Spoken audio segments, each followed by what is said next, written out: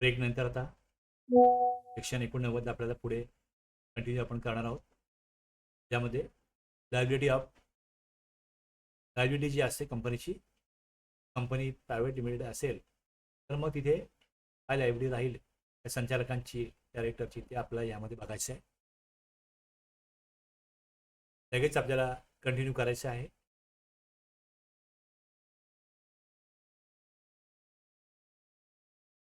जास्त वेळ न घालवता आपण लगेच पुढे कंटिन्यू करणार आहोत.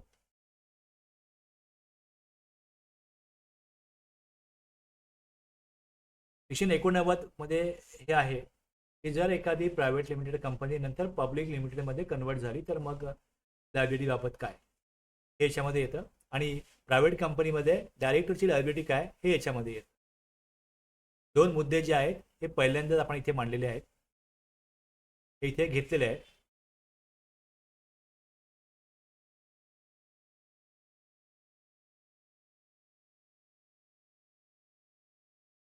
आता इथे कंपनीचा कायदा काही म्हणू, हा जो सेक्शन आहे ही सुरुवात अशी आहे.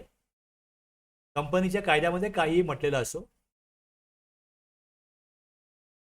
जर प्रायव्हेट कंपनीकडील टॅक्स इंटरेस्ट, प्रायव्हेट कंपनी आहे, टॅक्स इंटरेस्ट पेनल्टी रिकवर होऊ शकली नाही तर, कंपनीकडनं रिकवर झाली तर ठीक आहे, पण जर कंपनी रिकवर होऊ शकली नाही तर ती देयता ज्या काळात सप्लाय झाली त्या काळात जे डायरेक्टर होते, नॉर्मली तरतूद अशीच आहे, डायरेक्टर जॉईंटली आणि सेव्हरली काय असतील लायबल असतील, म्हणजे डिपार्टमेंट कोणाकडनंही पूर्ण रक्कम वसूल करू शकतो. आणि डायरेक्टरला सूट कधी, जर डायरेक्टरला त्यामध्ये काय डायरेक्टली इन्व्हॉल्वमेंट नसेल, डायरेक्टर जबाबदार नसेल, त्याचा इथे काय निग्लिजन्स नसेल, हे त्याने जर प्रूव्ह, त्याच्यावरती परत बर्डन त्याच्यावरती आहे, डायरेक्टरवरती आहे. तर डायरेक्टर ह्यातना मी निरपराध आहे सिद्ध करू शकला तर मग एखादा डायरेक्टर त्यातना एस्केप करू शकतो. बाकीचे डायरेक्टर जे आहेत यांना मग तिथे दोषी धरलं जाईल. तर हे आहे. ह्यातना परत पुढे आपण असं बघतो आहोत आता इथे, जर प्रायव्हेट कंपनी जी आहे ही पब्लिक लिमिटेडमध्ये, इथे पब्लिक कंपनीमध्ये कन्वर्ट झाली, प्रायव्हेट कंपनी पब्लिक कंपनीमध्ये कन्वर्ट झाली तर काय, मग कन्व्हर्जनच्या आधीच्या काळातील GST dues, tax interest recover झाला नाही तर इथे मग 89 लागू होणार नाही. त्या काळातील डायरेक्टर्स पर्सनली लायबल नसतील. हे लक्षात घ्या काय दिलं इकडे. जर नॉर्मली लायबल कोण आहे प्रायव्हेट कंपनीमध्ये, डायरेक्टर्स, पण ती कंपनी कन्वर्ट झाली पब्लिक लिमिटेडमध्ये आणि कंपनीकडनं जर ते टॅक्स इंटरेस्ट पेनल्टी रिकवर झाली नाही तर मग इथे ते डायरेक्टर त्यागाचे लायबल नसतील. पण डायरेक्टरवरती दुसऱ्या सेक्शन मार्फत कुठलाही वैयक्तिक दंड जो आहे तो लागू होऊ शकतो. ही जी सूट आहे म्हणजे 89 लागू होणार नाही, पण इतर सेक्शन प्रमाणे त्यांच्यावरती, म्हणजे इथे कंपनी टॅक्ससाठी काही सूट मिळू शकते, पण डायरेक्टरवरती लावलेला वैयक्तिक पेनल्टी कायम राहील.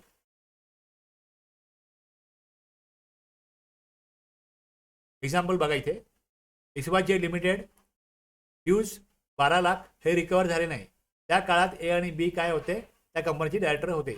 ए किंवा बी कडून पूर्ण 12 लाख वसूल करता येईल. एक्झाम्पल 2, पब्लिक कन्व्हर्जन झालं तर, हे कन्व्हर्जन नो कन्व्हर्जनचं एक्झाम्पल आहे. पण जर कन्व्हर्जन झालं तर ड्यूज आहेत, कन्व्हर्जन आधीचे ड्यूज रिकवर नाही झाले तर मग इथे एबीसी लिमिटेड ही पब्लिक झाली, डायरेक्टर सी डी, इथे 89 लागू होणार नाही.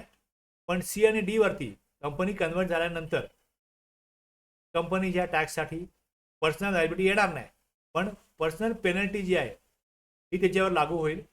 म्हणजे इथे सेक्टर 89 जो आहे, प्रायव्हेट कंपनीकडनं जी सगळी वसूल न झाल्यास त्या काळातील डायरेक्टरवरती फिनान्शियल लायबिलिटी येते, हे नॉर्मल आहे. पण जर पब्लिक लिमिटेड झाली कंपनी तर मग काय होईल, सेक्शन 137 कंपनीचे गुन्हे आहेत, हे सगळे आपल्याला पुढे बघायचं आहे. ऑफेन्स आणि पेनल्टीमध्ये हे बघायचं आहे.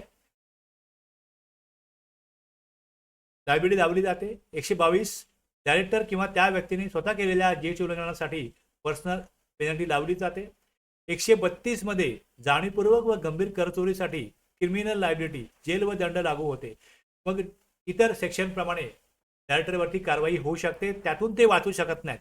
ॲक्च्युली जी थकबाकी आहे, प्रायव्हेट कंपनी पब्लिक झाली तर त्या केसमध्ये 89(1) प्रमाणे त्यांच्यावरती लायबिलिटी येणार नाही, पण इतर सेक्शन प्रमाणे जी काय कारवाई असेल, उल्लंघन त्यांनी केलंय, तिथे कर चोरी झाली आहे किंवा कर आता रेव्हेन्यू प्रोटेक्ट करण्याकरता काय 89(1) लागू होणार नाही, पण इतर सेक्शन प्रमाणे त्यांच्यावरती कारवाई होऊ शकते, त्यातून ते वाचू शकत नाहीत.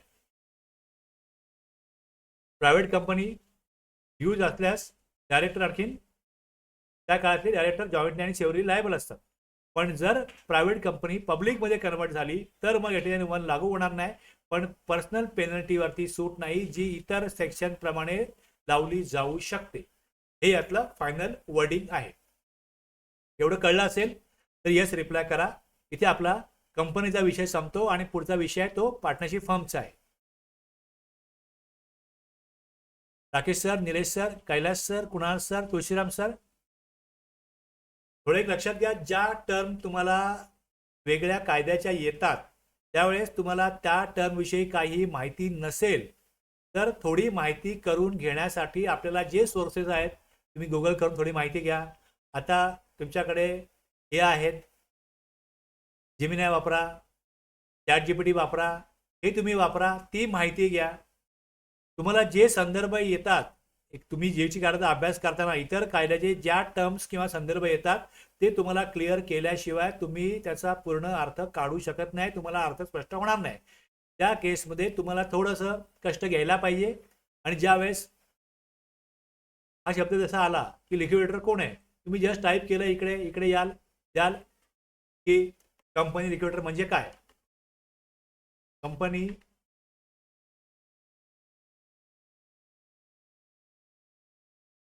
लिक्विडेटर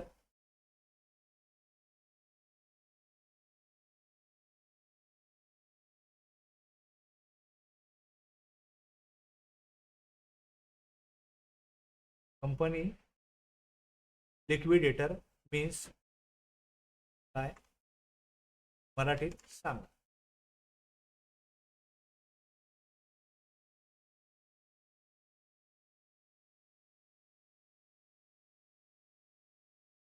मला पुरेशी माहिती मिळेल. बरेच AI आहेत, नॉर्मली हे जेमिनाय आणखीन ChatGPT हे दोन जास्त करून वापरले जातात. आता हीच माहिती मला इकडे समाधानकारक वाटली नाही तर मी इथे काय करीन, मी येईन इकडे ChatGPT मध्ये,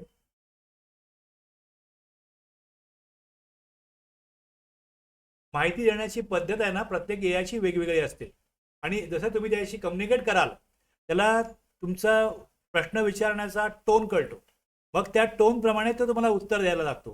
तुम्हाला व्हर्च्युअल माहिती पाहिजे, तुम्हाला डिटेलमध्ये माहिती पाहिजे, मग तुम्ही त्याला आणखीन जसं कम्युनिकेट कराल तशी तुम्हाला आणखीन वेगळ्या स्तरावरची माहिती मिळते. तुमचा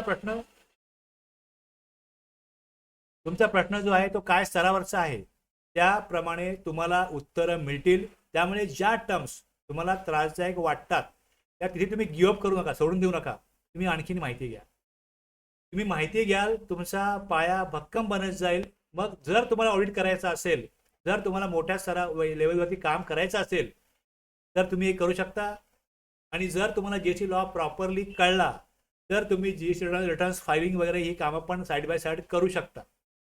जर तुम्हाला प्रॉपर लॉ माहिती आहे तुम्ही कन्सल्टन्सी पण करू शकता, साईड बाय साईड तुम्हाला तेही करता येईल.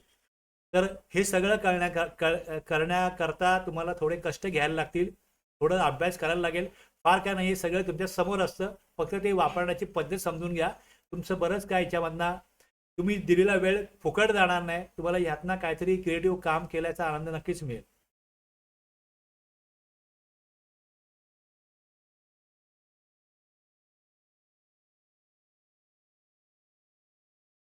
आता इथे पार्टनरशिप फर्म आहे. पार्टनरशिप फर्ममध्ये त्यांचं पार्टनरशिप डीड असतं, कोण पार्टनर कुठल्या कामाकरता कसा लायबल असेल, कोणाचा पार्टनरशिपमध्ये शेअर किती असेल, जबाबदारी काय असेल, हे सगळं त्या पार्टनरशिप डीडमध्ये त्याच्या ॲग्रीमेंटमध्ये लिहिलेलं असतं. आणि जीएसटी कायद्याकरता कोण जबाबदार आहे हे पण ते त्यात देऊ शकतात. आणि मग तो व्यक्ती ते जीएसटी भरण्याकरता त्याला ऑथोराईज ते करतात. मग तो ऑथोराईज आहे फक्त का त्याच्यावर जबाबदारी जीएसटी भरण्याची, हे सगळं त्या ॲग्रीमेंटमध्ये असू शकतं. इथे हा सेक्शन काय म्हणतो की not be standing any contract to the contrary and other law for the time being in force. इथे हे सांगितलेलं आहे, कोणताही कॉन्ट्रॅक्ट किंवा इतर कायदा काही सांगत असला तरी जर फर्मवरती म्हणजे जो जीएसटी नंबर काढला जातो ना, त्यामध्ये पॅन नंबर त्या पार्टनरशिप फर्मचा असतो आणि आपला जीएसटी नंबर हा पॅन बेस असतो. म्हणजे तो पॅन कोणाचा आहे? त्या पार्टनरशिप फर्मचा आहे. मग इतर कोणताही कॉन्ट्रॅक्ट किंवा कायदा काही सांगत असला तर टॅक्स इंटरेस्ट पेनल्टी जर देय असेल तर फर्म प्रत्येक पार्टनर जॉईंटली आणि सेव्हरली लायबल असतात. म्हणजे इथे जीएसटी कायद्यानुसार काही देणी जर निर्माण झाली त्या पार्टनरशिप फर्मची तर ती देणी डिपार्टमेंट कोणाकडनं वसूल करणार? तर जो पार्टनर किंवा सगळे पार्टनर जे कोण उपलब्ध असतील त्यांच्याकडनं वसूल करणार. आणि त्यात 2 प्रोव्हायजो पण आहेत. आता यामध्ये काय दिलंय? जर पार्टनर रिटायर्ड झाला, म्हणजे इथे 4 पार्टनर होते, 5 पार्टनर होते, त्यातला एक रिटायर झाला, तर त्याची जबाबदारी आहे की त्यांनी कमिशनरला कळवलं पाहिजे. रिटायरमेंटची तारीख लेखी कळवणं बंधनकारक आहे. असा पार्टनर रिटायरमेंटच्या तारखेपर्यंतची टॅक्स इंटरेस्ट पेनल्टी भरण्यास लायबल राहतो, ठरलेली असो वा नंतर ठरलेली असो. पण जर त्यांनी इंटिमेशन दिलं नाही तर रिटायरमेंट नंतर 1 महिन्यात कमिशनरला जर त्यांनी इंटिमेशन दिली नाही तर त्या पार्टनरची लायबिलिटी कमिशनरला इंटिमेशन मिळेपर्यंत सतत चालू राहते. रिटायर्ड झाला, आता मी कंपनी त्या पार्टनरशिप फर्ममध्ये नाही आहे हे त्यांनी कमिशनरला नाही कळवलं, डिपार्टमेंटला नाही कळवलं तर डिपार्टमेंट त्याला लायबल धरेल, जरी तो रिटायर्ड झाला असला तरी सुद्धा. फर्मचा टॅक्स डिफॉल्ट आहे तर फर्म ऑल पार्टनर्स हे लायबल असतील. आणि रिटायर्ड जर एखादा व्यक्ती झाला त्यांनी सेफगार्ड स्वतःला सेफ करण्याकरता इंटिमेशन देणं आवश्यक आहे. त्यांनी इंटिमेशन नाही दिली तर तो लायबल धरला जातो. आता पुढे आहे अल्पवयीन किंवा अक्षम व्यक्तीच्या वतीने चालवल्या जाणाऱ्या व्यवसायी दायित्व, जे लायबिलिटी ऑफ गार्डियन्स ट्रस्टीज. याच्यामध्ये जेव्हा एखादा व्यवसाय मायनर म्हणजे अल्पवयीन किंवा इनकॅपॅसिटेड स्वतः व्यवहार करू न शकणारी व्यक्ती यांच्या वतीने व फायद्यासाठी गार्डियन किंवा ट्रस्टी किंवा एजंट जर चालवत असतील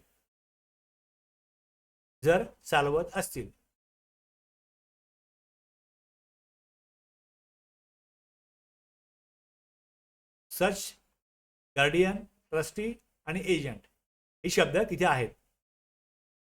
तर त्या व्यवसायावरती देय असलेली टॅक्स इंटरेस्ट पेनल्टी ही गार्डियन, ट्रस्टी, एजंटकडूनच वसूल केली जाईल.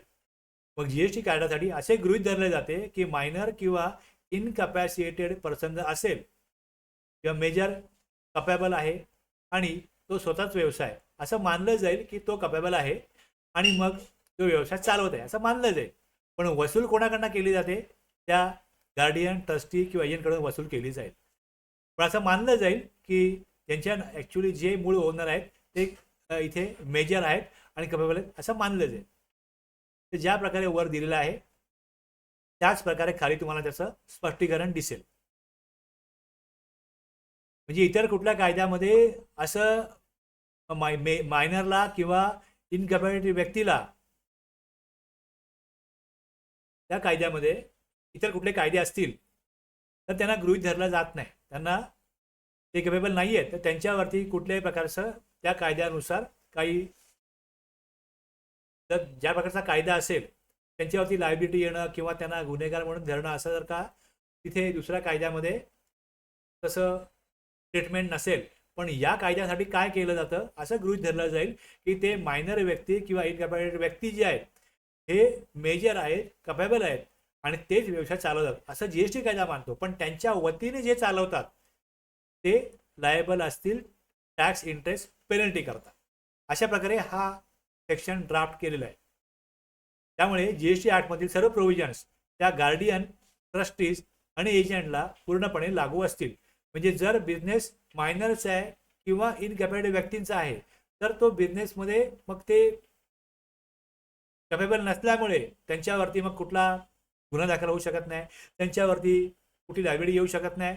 असं होऊ शकत असलं तरी पण इतर कायद्याप्रमाणे काही असलं तरी पण ह्या कायद्यासाठी काय त्यांना मायनर न मानता मेजर मानलं जाईल. त्यांना इनकॅपॅसिटेड म्हणजे त्यांना अक्षम न मागता सक्षम मानलं जाईल आणि त्यांच्या वतीने जे बिझनेस करतायत म्हणजे गार्डियन ट्रस्टीज एजंट ते लायबल असतील टॅक्स इंटरेस्ट आणि पेनल्टीसाठी. मायनर स्वतः लायबल नसतील. त्यांना जरी मेजर मानलं जाईल तरी पण मायनर स्वतः लायबल नसली त्यांच्यासाठी व्यवसाय चालवणाऱ्या ज्या व्यक्ती असतील त्याच जीएसटी कायद्याप्रमाणे जीएसटी भरण्यासाठी म्हणजे टॅक्स इंटरेस्ट पेनल्टी जबाबदार असतील. म्हणजे मायनर इनकॅपॅसिटेड व्यक्तीच्या वतीने व्यवसाय चालवणारा जो व्यक्ती असेल गार्डियन असो ट्रस्टी असो ते स्वतःच लायबल असतील.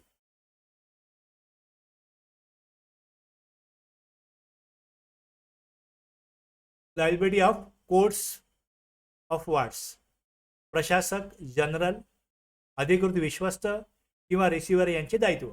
आता तुम्हाला या टर्म्स माहिती नसतील तर तुम्हाला मी एवढं सांगेन तुम्ही जा जेमिनायकडे तुम्ही जा ChatGPTकडे त्यांना विचारा की हे कुठल्या परिस्थितीमध्ये यांना नेमलं जातं मग त्याकरता कायदेशीर प्रक्रिया काय आहे.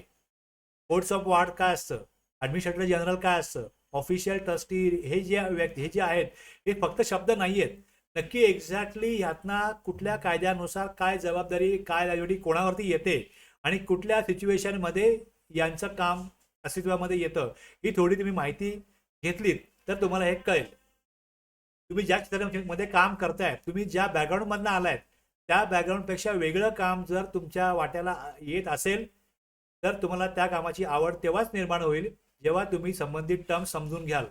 आणि जर तुम्ही संबंधित टर्म्स समजून घ्यायला जर का तिथे वेळ दिला नाही अवॉइड केलं कंटाळा केला गिवअप केलं तर तुम्हाला बऱ्याच गोष्टी पुढे समजून घ्यायला सखोलपणे सगळं इथे नॉलेज यायला काही मार्ग नाही. तुम्हाला इथे एक्सक्यूज नाही आहे तुम्हाला. त्यामुळे आवश्यक आहे की तुम्ही माहिती घ्या आणि हळूहळू सगळं तुम्हाला कळत जाईल. एक ही प्रक्रिया आहे या प्रक्रियेमध्ये तुम्हाला वेळ द्यावा लागतो. एक्झॅक्टली तुम्हाला जी कारवाई करायची आहे त्याकरता जो कॉन्फिडन्स जे नॉलेज तुम्हाला यायला पाहिजे त्याकरता तुम्हाला सगळ्या टर्म्स समजून घ्याव्या लागतील. एखाद्या टॅक्सेबल पर्सनचा व्यवसाय estate courts of wards administrator general official trustees किंवा कोर्टाने नेमलेला रिसिव्हर मॅनेजर नाव काही असो प्रत्यक्षात जो व्यवसाय चालवतो तो व्यक्ती यांच्या कंट्रोलमध्ये असल्यास त्या व्यवसायावरती देय असलेली टॅक्स इंटरेस्ट पेनल्टी त्या कोर्ट ट्रस्टी रिसिव्हर मॅनेजर कडूनच वसूल केली जाईल. म्हणजे ज्या वेळेस शोकॉज नोटीस पाठवायची आहे तेव्हा परिस्थिती कुठली आहे तुमच्याकडे आलेली केस आहे त्यामध्ये एंटिटी कुठल्या प्रकारची आहे हे लक्षात घेऊन त्यानुसार कारवाईला दिशा दिली जाईल आणि त्यानुसार मग ती कारवाई पुढे जाईल. जीएसटी कायद्यासाठी असे मानले जाईल की मूळ टॅक्सेबल पर्सन स्वतःच व्यवसाय चालवत आहे आणि देयता तशीच व तेवढ्या प्रमाणात लागू होईल. त्यामुळे ऍक्ट व रूल मधील सर्व तरतुदी त्या कोर्ट ट्रस्टीज रिसिव्हर मॅनेजरला पूर्णपणे लागू होतील. कोर्ट रिसिव्हरने व्यवसाय मॅनेज केल्यास जीएसटी देयता त्या कोर्ट रिसिव्हर यांच्याकडनं वसूल केली जाते जणू मूळ टॅक्सेबल पर्सन स्वतः व्यवसाय चालवत आहेत तिथे मानलं जातं. आता आणखीन पुढे एखाद्या व्यक्तीचा मृत्यू झालाच काय HUF AOP partition of assets हे वेगवेगळे विषय आहेत हे खाली येणार आहेत. हे खाली 93 मध्ये विशिष्ट प्रकरणं आहेत ज्यामध्ये कर व्याज दंड भरण्याच्या विशेष तरतुदी आहेत.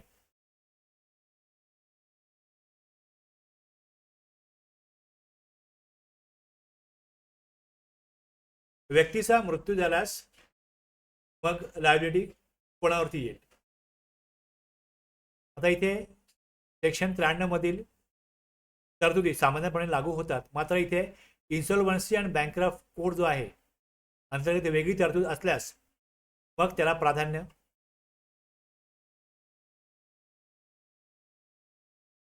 हे बघा इथे सेव्ह ॲज शब्द जेव्हा आला सेव्ह ॲज अदरवाईज म्हणजे तिथे काय दिलं असेल तर त्याप्रमाणे करा.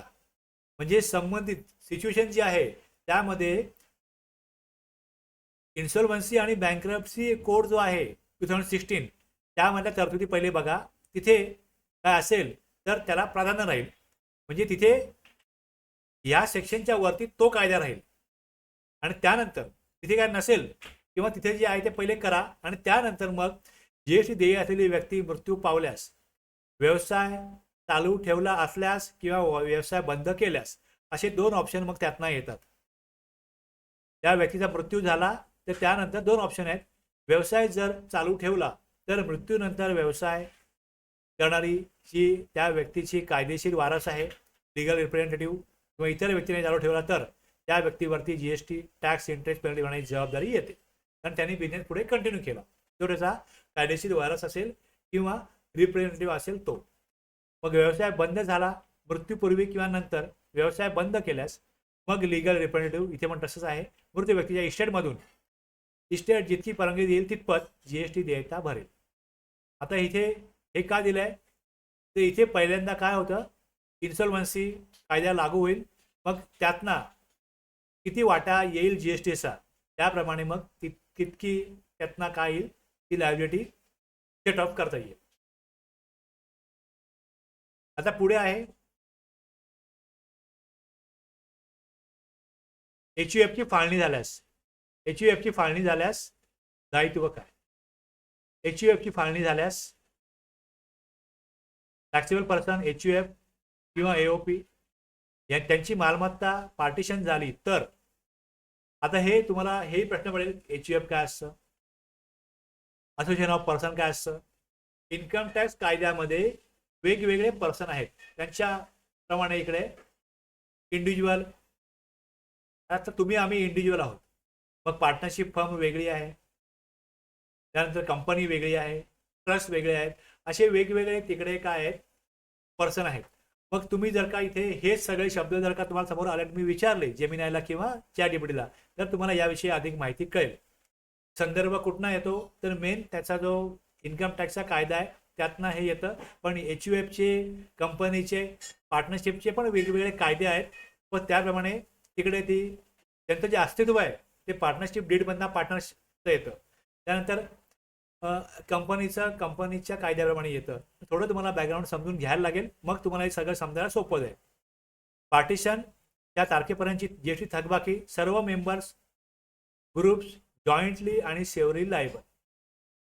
टॅक्स आता हे जे असोसिएशन पर्सन आहे याच्यामध्ये एक सिंगल व्यक्ती आहे, एक पार्टनरशिप फर्म आहे, हे एकत्रित येतात तेव्हा त्यांचं असोसिएशन पर्सन बनतं. त्यामुळे इकडे मेंबर किंवा ग्रुप असं म्हटलेलं आहे इकडे, जॉईंटली आणि सेव्हरली लायबल. टॅक्स पार्टिशन काही ठरलेला असो किंवा पार्टिशन नंतर ठरलेला असो, दोन्ही कव्हर.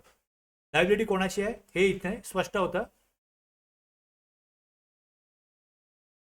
भागीदारी संस्था विसर्जित झाल्यास इथे परत तसं आहे, सुरुवात त्याची तशी आहे, विसर्जित झालं save as otherwise provided insolvency and bankruptcy code. Taxable person firm dissolve झाली तर रिझर्वेशनच्या तारखेपर्यंतची जीएसटी थकबाकी सर्व पार्टनर जॉईंटली आणि सेव्हरली लायबल आणि टॅक्स रिझर्वेशन आधी ठरलेला असो किंवा रिझर्वेशन नंतर ठरलेला असो, दोन्ही कवर्ड. नंतर कधी ठरतो की जर नंतर त्यांनी GSR 9 भरलेला आहे आणि त्यातनं मग स्क्रुटिनीमध्ये लायबिलिटी आली, नंतर येऊ शकते. नंतर जरी आली तरी सर्व पार्टनर्स जॉईंटली आणि सेव्हरली लायबल असतील. भागीदारी संस्था विसर्जित झाल्यास यात सांगितलेलं आहे. पालकत्व किंवा विश्वस्त संस्था समाप्त झाल्यास दायित्व. टॅक्सेबल पर्सन गार्डियन किंवा ट्रस्टीज साठी व्यवसाय, मग इथे ट्रस्ट टर्मिनेट झाल्यास मग वाढ बेनिफिशरी टर्मिनेशनच्या तारखेपर्यंतची जीएसटी भरण्यास लायबल. मग टॅक्स टर्मिनेशन आधी ठरलेला असो किंवा टर्मिनेशन नंतर ठरलेला असो, दोन्ही कवर्ड. तुम्ही आता काम करत नसाल या सगळ्या प्रकरणांमध्ये, पण तुम्हाला काहीतरी कानावर पडतंय, ज्यावेळेस तुमच्याकडे असं एखादं प्रकरण येईल त्यावेळेस तुम्ही मग संबंधित सेक्शन तुम्हाला आठवला पाहिजे, तुम्ही मग तो बघितला पाहिजे आणि मग त्याविषयी अधिक माहिती घेतली पाहिजे. मग तुम्ही प्रत्यक्ष कारवाईमध्ये प्रॉपरली पार्टिसिपेट करू शकाल. मी तुम्हाला आत्ता या क्षणी एवढंच सांगू शकतो. मी सगळ्या टर्म्स जर सगळ्या सांगत बसलो तर थोडं ते कंटाळवाणं पण होतं, अननेसेसरी स्ट्रेच केल्यासारखं होतं. आणि मग आत्ता आपला कोर्स जो 120 तास 130 140 तासामध्ये पूर्ण होईल तो मग 200 तास झाले. म्हणजे अनेक लोक आहेत की 200 तास 250 तास शिकवतात, पण शिकणाऱ्यांना खूप वेळ द्यावा लागतो आणि मग ते थोडंसं मला असं वाटतं कंटाळवाणं होतं. त्यामुळे मला विस्तृतपणे बऱ्याच गोष्टी सांगायच्या आहेत, पण काही टर्म्स मी तुमच्यावर सोडतो, ज्या तुम्ही तुमच्या गरजेप्रमाणे समजून घ्या. फार काही कष्ट घ्यायला लागत नाही. फक्त तिकडे तुम्ही AI मला जा, त्याला तिथे विचारा आणि मग तुम्हाला त्याविषयी अधिक माहिती सहज मिळेल. तुमच्या आवडत्या भाषेत घ्या माहिती, इझिली कळेल, काही वेळ लागत नाही, त्याला सगळं इझिली क्लिअर होतं. आता हा लास्ट सेक्शन आहे 94 जो आहे, लायबिलिटी इन अदर केसेस, इतर प्रकरणांमधील दायित्व. इतर प्रकरणं काय असू शकतात? HUF किंवा व्यक्तींच्या संघटनेने व्यवसाय बंद केल्यास दायित्व. टॅक्सेबल पर्सन इक्वल टू काय? फर्म आहे, AOP आहे, HUF आहे आणि त्यांनी व्यवसाय डिसकंटिन्यू केला तर डिसकंटिन्यू झाला नसता तसंच मानून त्या तारखेपर्यंतची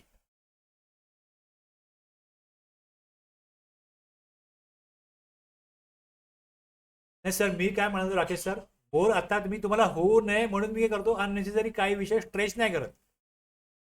मला असं वाटतंय की एक स्पीड ठेवला, एक फ्लो ठेवला, तर ऐकणाऱ्यांच्या कानावरती जे काय पडतंय ते त्यांना ऐकत राहावंसं वाटतं.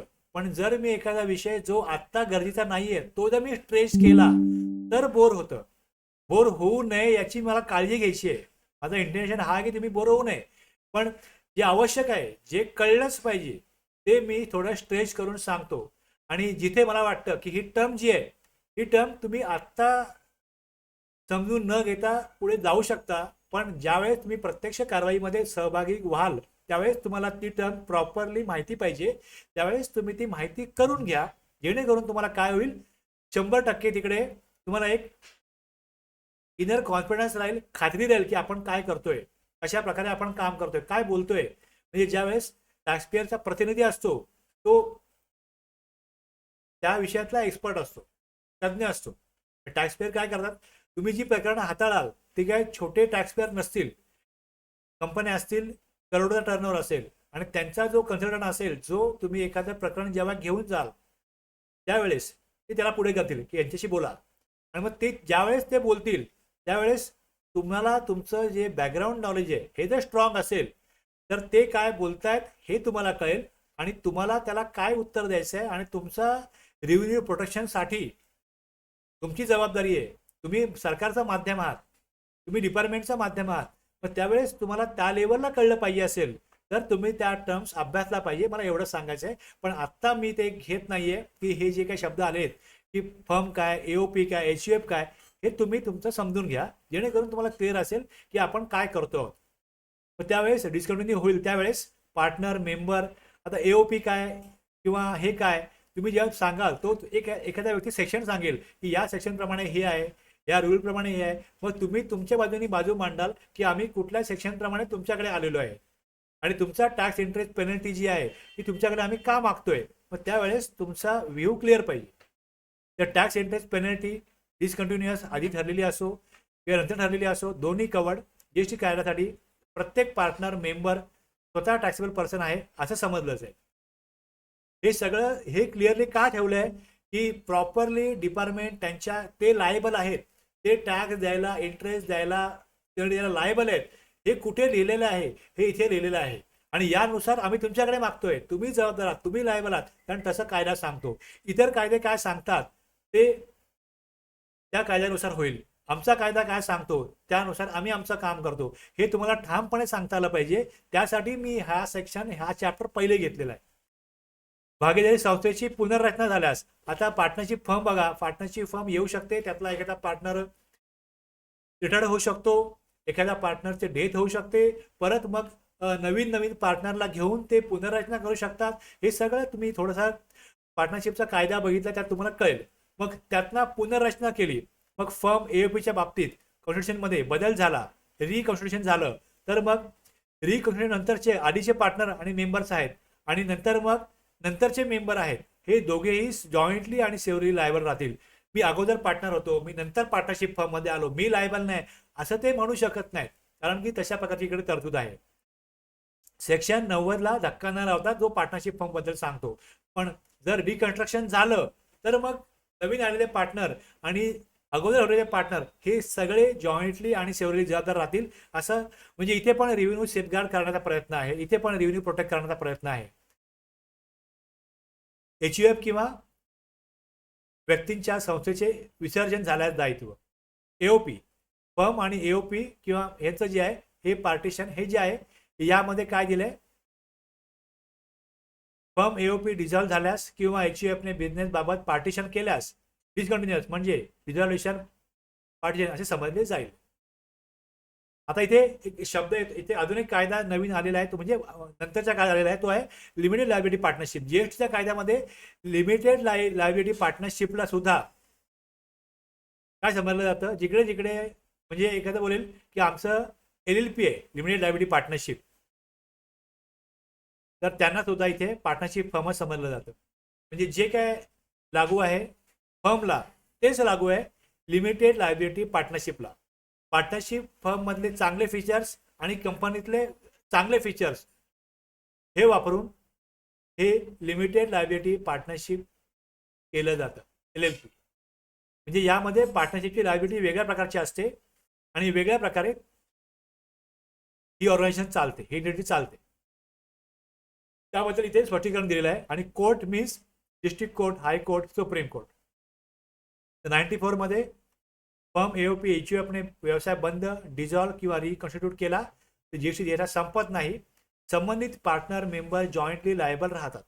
रेव्हेन्यू प्रोटेक्ट करण्यासाठी आणि शो कॉज नोटीस काढण्यासाठी कोण लायबल आहेत याचं स्पष्टीकरण तुम्हाला या सगळ्यांना येईल.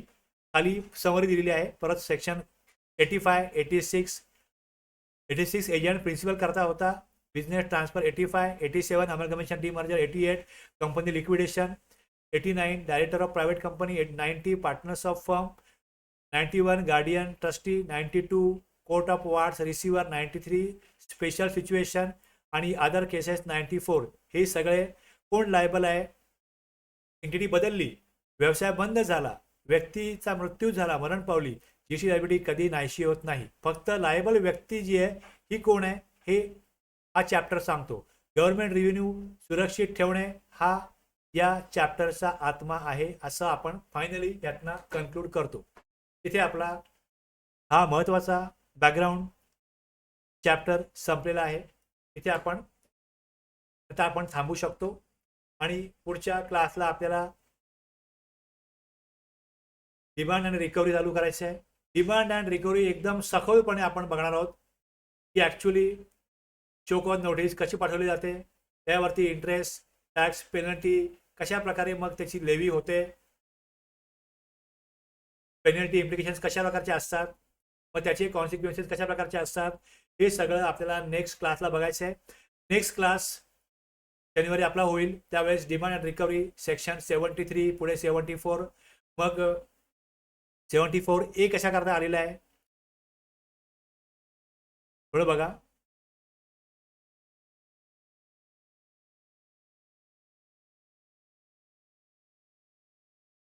सेवन्टी 73 आहे, 74 आहे आणि 74A आहे. आता जे तुम्ही काम करताय त्यामध्ये तुम्हाला 73 दिसत असेल. आता पुढच्या 24-25 पासून पुढे 73-74 बंद होतील आणि 74A नीच काम सुरू होईल.